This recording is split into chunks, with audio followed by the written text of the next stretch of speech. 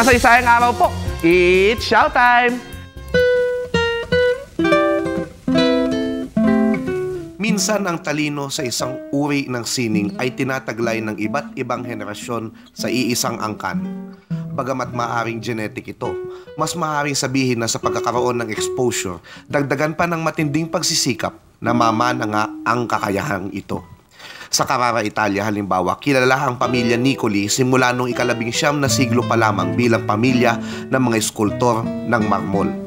Sa Pilipinas, nariyan ang angkan ng mga Kaido. Magsimula kay Anastasio Tanchanco Kaido, tubong Batangas na isinilang noong 1907. Noong 1925, pumasok sa UP School of Fine Arts at naging protege ni national artist Guillermo Tolentino sa pagiging classical realist sculptor.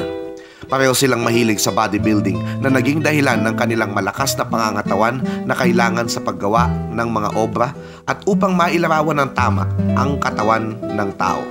Kaya naman, naging isa sa modelo ni Tolentino sa paggawa ng oblation ng UP at nakatulong din sa paggawa ng monumento ni Bonifacio sa Caloocan. Pagdating ng panahon, siya na ang pinagawa ng iba pang oblation sculpture sa iba pang campus ng UP at nagturo rin sa nasabing pamantasan.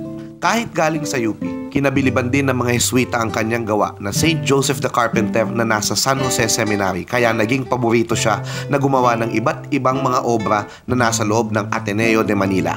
Ilan sa mga ito, ang Sacred Heart of Jesus sa Church of the Gesu, Jesus and the Children, ang altar ng Chapel of the Holy Guardian Angels, at marami pang iba. Naging kilala si Anastasio sa paggawa ng mga opisyal na busto ni Rizal na inilagay sa iba't ibang mga embahada ng Pilipinas sa buong mundo, maging ang mga monumento ni Rizal sa Alemanya.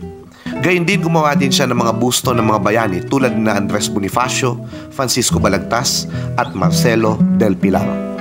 Ginawa rin niya mga monumento para sa late landing ni General MacArthur sa Red Beach, Palo, ang monumento ni Pangulong Quezon sa Quezon City Hall at ang monumento ni Ninoy Aquino na dati ay nasa Ayala Avenue. 3 beses na tinanggihan ng nominasyon upang maging national artist noong 1983, 1984 at 1986 upang iwasan ang politika. Bago siya namatay noong 1990 sa edad na 83, naturuan na niya ang kanyang anak na si Florante o si Boy na magpatuloy. Magkasama silang gumawa ng estatwa ng Holy Family sa Ateneo de Manila. Si Boy Kaido rin ang gumawa ng Raja Suliman at ng malakas at maganda at mga monumento ni Emilio Jacinto Tandangsora sa Himlayang Filipino sa lungsod Quezon. Gayun din ang replika ng monumento ni Rizal sa Espanya. Ngayon, ang anak naman ni Boy na si Frederick Kaido ang gumagawa ng bagong mga bersyon ni Rizal, Apolinario Mabini at Pangulong Quezon. Ang malaking Mother of Perpetual Health na inilagay sa isang simbahan sa Calamba Street sa lungsod Quezon ay minodelo kay Binibining Liz Villaseñor, ang direktor ng Manila Tourism and Cultural Affairs. Ngayon, maging ang kanyang mga anak ay tumutulong na sa kanya sa paglilok ng sining na siyang magiging dangal ng ating bayan. Ako po si Xiao Chua para sa PTV News.